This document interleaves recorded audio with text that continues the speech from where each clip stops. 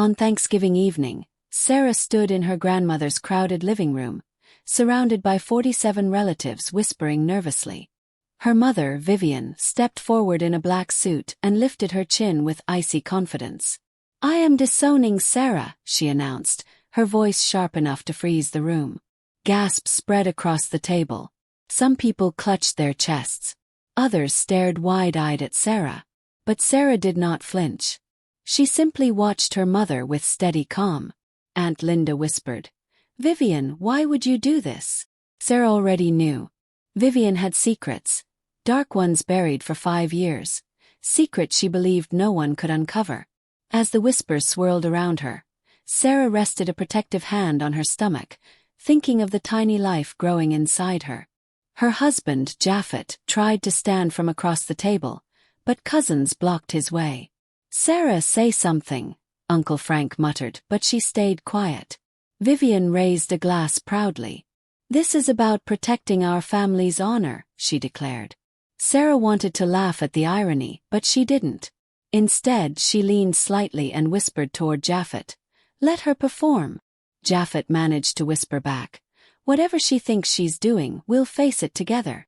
Sarah's childhood in Hartford had been shaped by Vivian's obsession with appearances. "Redfords must always be perfect," Vivian would say while adjusting Sarah's collar before events. Her father, Harold, the gentle one with soft eyes, would wink and whisper, "Don't let perfection steal your joy, kiddo." But after Harold's sudden death 5 years earlier, everything shifted. Vivian tightened her control, planning every detail of Sarah's life. "Did you practice enough?" she'd ask. "Did you behave properly?" Each mistake became a lecture. Sarah learned early that Vivian valued reputation far more than genuine affection or warmth. During her junior year at Yale, Sarah met Japhet, a quiet engineering student from Indiana who worked night shifts to cover tuition. Vivian's smile faded the moment she saw him. "So, Japhet," she said during their first dinner, "your mother is a school secretary?" Japhet nodded proudly. "Best one in the district," he replied. Vivian's jaw tightened. Sarah squeezed his hand under the table. When they decided to marry 3 years later, the wedding turned into a silent war. 500 guests, Vivian insisted. "No," Sarah said softly. "I want something small." But Vivian never truly listened. 5 years into their marriage, Sarah finally learned she was 3 months pregnant, and she and Japhet cried with joy in their kitchen. "We'll tell everyone at Thanksgiving," Japhet said, smiling as he held her close. But as the holiday approached, Vivian's behavior became strange. She locked herself in Harold's old study and whispered into the phone. "Everything will be finalized Thursday," Sarah overheard her say one morning. When Sarah walked in, Vivian quickly shut a folder. "Just old files," she said too quickly. That night Japhet murmured, "Sarah, your mother is planning something. Be careful." Thanksgiving morning arrived cold and gray as Sarah and Japhet drove toward her grandmother's estate in West Hartford. Sarah rested a hand on her stomach, whispering, "It's going to be okay, little one." Japhet glanced at her with concern. "If Vivian tries anything, we'll leave immediately," he said. But as they approached the long driveway filled with unfamiliar cars, Sarah felt a chill that had nothing to do with the weather. "Why so many people?" Japhet muttered. Through the window, Sarah saw decorators rushing around, floral arrangements everywhere, and relatives she hadn't seen in years. Vivian wasn't hosting Thanksgiving, she was staging something. Inside the Victorian mansion, the atmosphere felt more like a political gala than a family gathering. Vivian had draped autumn garlands along every railing and hired servers dressed in crisp uniforms. "This is excessive," Japhet whispered. Sarah nodded, scanning the crowded room. Cousin Mark waved awkwardly from the corner. Aunt Linda pretended not to stare. Great Uncle Henry sat stiffly with his cane resting against the table. But what made Sarah's stomach twist was the sight of Mr. Caldwell, the family's estate lawyer, sitting near Vivian with a briefcase at his feet. "Why is the lawyer here?" Japhet asked quietly. Sarah whispered, "Because she's preparing something big." As relatives mingled, Sarah moved toward her grandmother, Grace, who sat in a wingback chair like a quiet queen observing her court. Grace beckoned with one finger. "Come here, child," she said softly. When Sarah leaned down, Grace squeezed her hand. "Something is wrong tonight," she whispered. "Vivian has been pacing like a prosecutor preparing for trial." Sarah swallowed hard. Before she could answer, Vivian swept toward them in her black suit. "Mother, don't tire Sarah. She needs to socialize," Vivian said sharply. Grace raised a brow. "I speak when I choose." Vivian smiled, but her eyes flashed. Sarah knew. This wasn't a family dinner. This was a performance. When dinner was finally announced, the long table stretched nearly the full length of the room, extended with extra pieces borrowed from the breakfast area. Vivian had arranged the seats with surgical precision. Japhet was placed at the far end, separated from Sarah by at least 12 people. "Seriously?" Japhet muttered as he tried to switch seats, but a server politely stopped him. Sarah was seated directly across from Vivian, where every reaction could be monitored. As the servers laid out turkey, prime rib, and elaborate side dishes, Sarah leaned toward Cousin Mark and whispered, "Did Vivian tell you why everyone had to come?" Mark shook his head nervously. "She just said mandatory." The room quieted when Vivian tapped her crystal glass, the sound sharp enough to cut through every conversation. "Family," she began, her voice smooth and commanding. "Thank you for joining us tonight." Japhet tried to catch Sarah's eye from across the crowded table, but too many heads blocked his view. Vivian continued, "Tonight is not only Thanksgiving, it is a night of truth, justice, and protecting our family's legacy." Sarah felt her pulse quicken. Grace tightened her grip on her fork. Mr. Caldwell straightened his tie nervously. Vivian's gaze locked on Sarah. "What I reveal tonight," she said, "will change everything."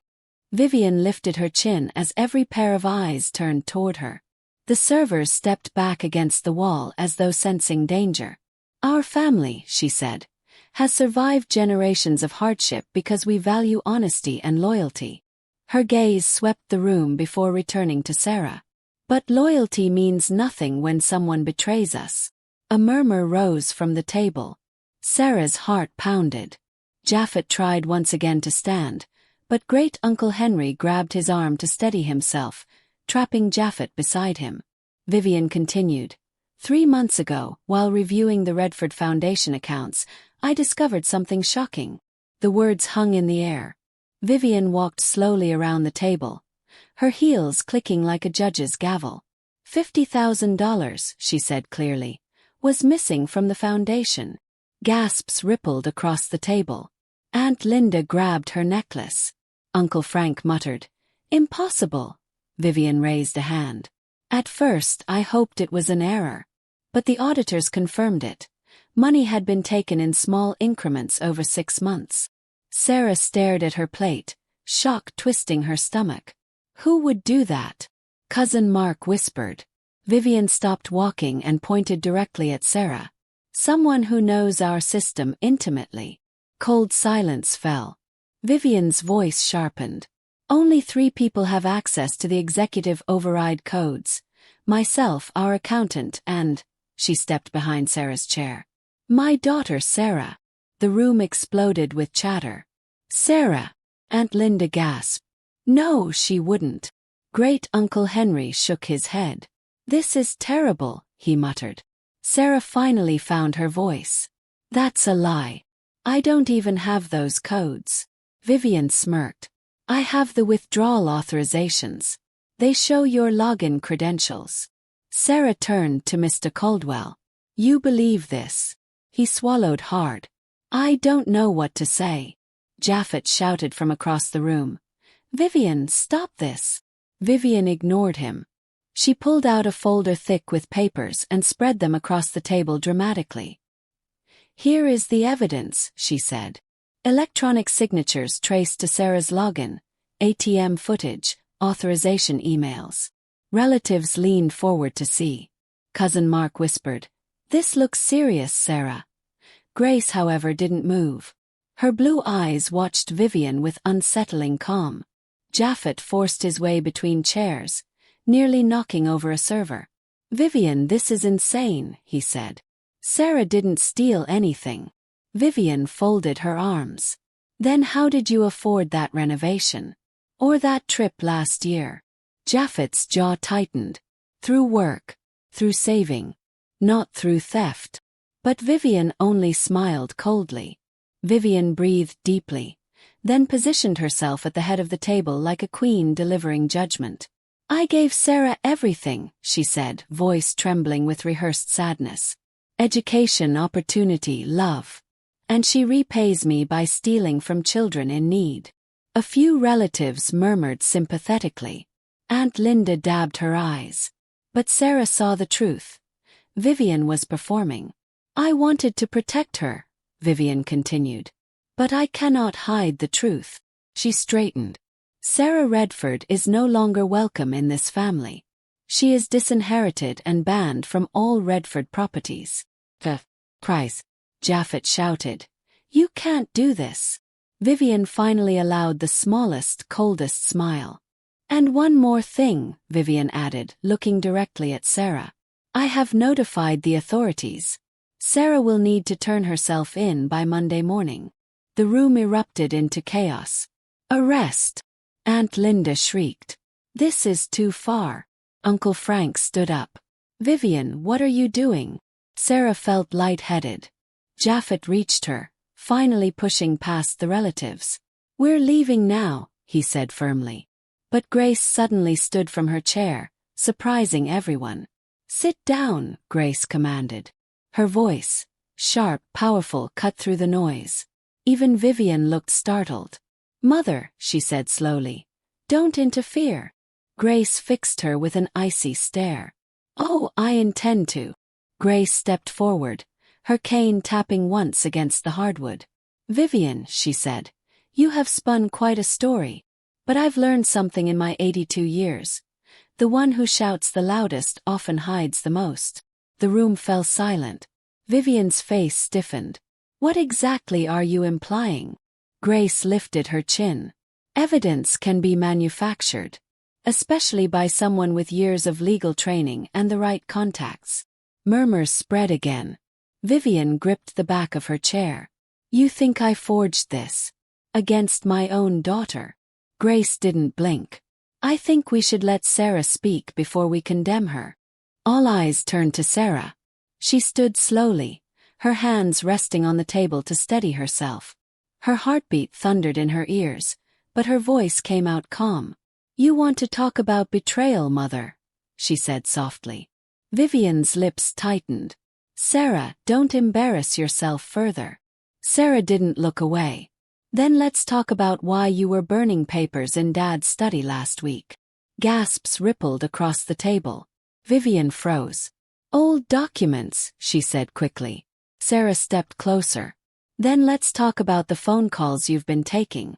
The ones where you said, 'Everything will be handled on Thursday.'" Vivian's face lost color. Sarah's voice strengthened. "But most importantly," she said, "let's talk about what really happened to Dad 5 years ago." The room went still. Even the servers stopped moving. Vivian's breath caught. "Sarah," she whispered, "don't." But Sarah continued. "When I went to Dad's safe looking for my birth certificate, I found something else. Documents you thought were gone." Sarah looked around the room. "Dad changed his insurance beneficiary 2 weeks before he died. He left everything to me, not to you." Aunt Linda gasped. Uncle Frank whispered, "Dear God." Vivian shook her head violently. "You're lying." "I'm not lying," Sarah said, her voice steady as steel. "But you were, Mother. 4 years." She looked at Uncle Frank. "Dad told you he suspected something, didn't he?" Frank swallowed hard and nodded. "He did. He said Vivian was hiding money." Vivian pointed a trembling finger at him. "Frank, stop this." "But he didn't," Sarah continued. "Dad also knew you were seeing someone else. A man named Daniel Reeves."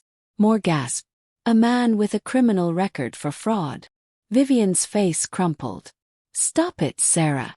Sarah shook her head. "No. Tonight the truth comes out, For Dad, and for everyone you tried to deceive. Vivian stumbled back, clutching the edge of the table. This is outrageous, she said, her voice cracking as relatives stared at her like she was a stranger. Sarah didn't stop. Dad hired a private investigator, she continued. He found hotel receipts, messages, and cash withdrawals you never told him about. Aunt Linda covered her mouth. Vivian, is that true? Vivian shook her head fiercely. Of course not. Sarah is lying to save herself. Grace slammed her cane against the floor. Enough. David told me himself he suspected you were hiding something. He wanted to confront you after Thanksgiving. Vivian froze, her breath catching. Mom, Sarah said quietly, you didn't expect me to find the documents in the safe. You didn't expect anyone to know Dad was planning to change his will again. Mr. Caldwell exhaled sharply. David planned to sign new papers the Monday after he died, he said. I remember because he left me a message confirming the appointment. More whispers filled the room. Vivian's eyes darted wildly around, searching for someone to take her side. You're all fools, she snapped. Sarah is manipulating you. She stole the money, not me. Uncle Frank stood slowly. Vivian, your story is falling apart. Sarah stepped forward, her voice soft but deadly clear. Dad didn't die in an accident, did he? The room erupted into shouts before falling silent again. Vivian's chest rose and fell rapidly. You have no proof, she whispered. Sarah nodded slightly. Not yet. But the dashcam in Dad's car recorded more than you realized. Vivian blinked rapidly. It was destroyed in the crash. No, Grace said, stepping beside Sarah. I recovered it from the impound lot.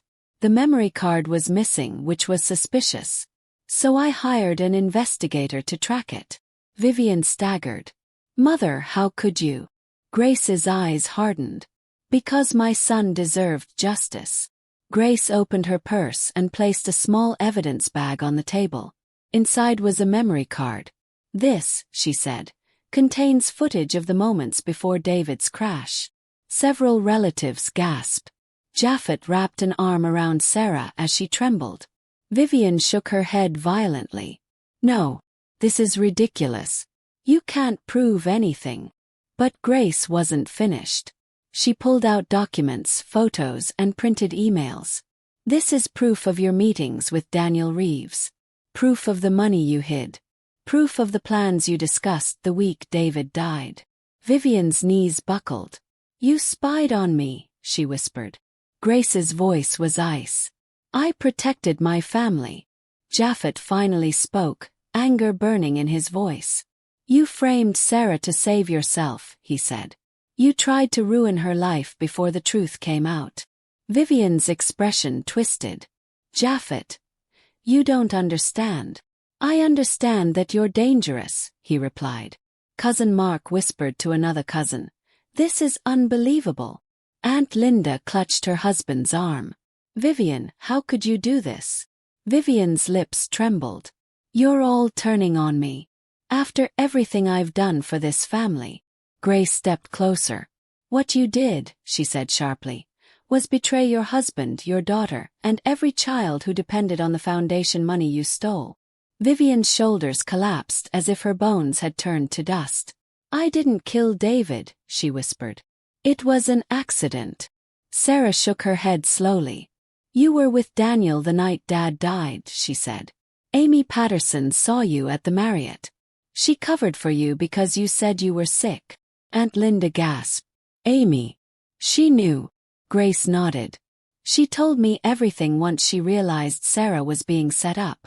Vivian looked terrified now, her mask cracking completely.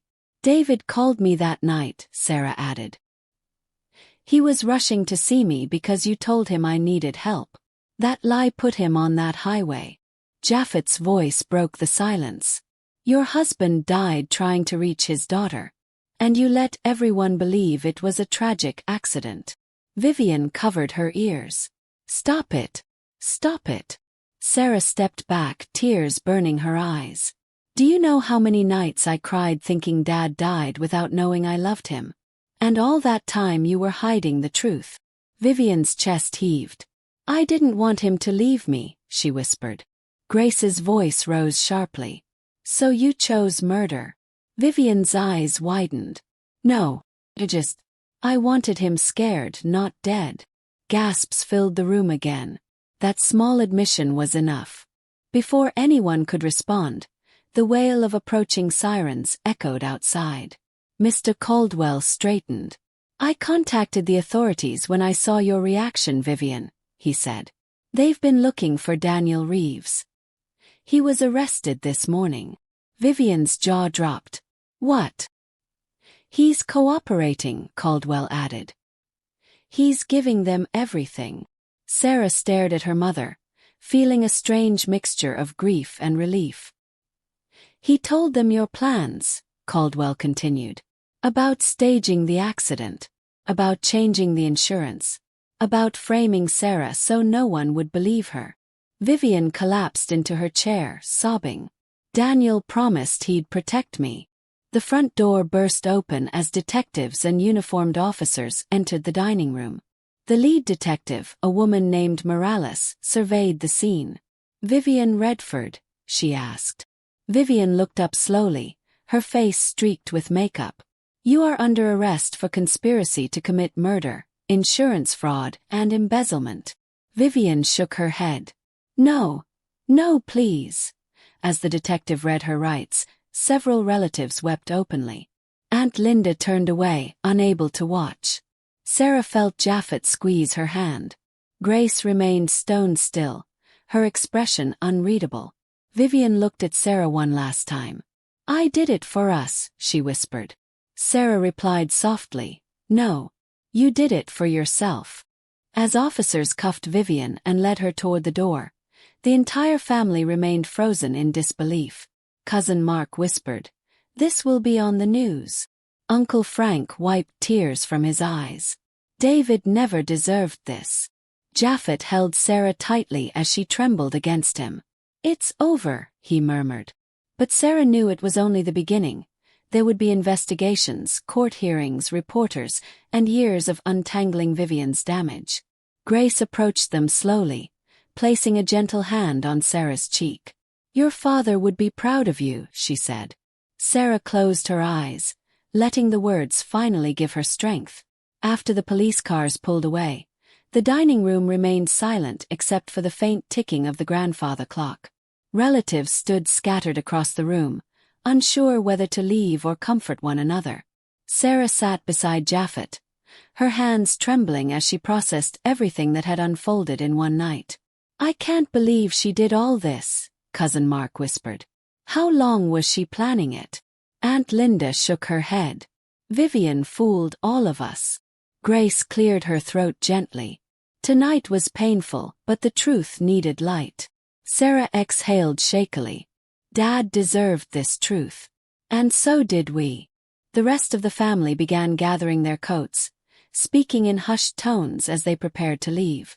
Several relatives approached Sarah, offering hesitant touches on her arm and quiet apologies. "I'm sorry we doubted you," Uncle Frank said. Sarah nodded softly. "I understand. It was overwhelming for everyone."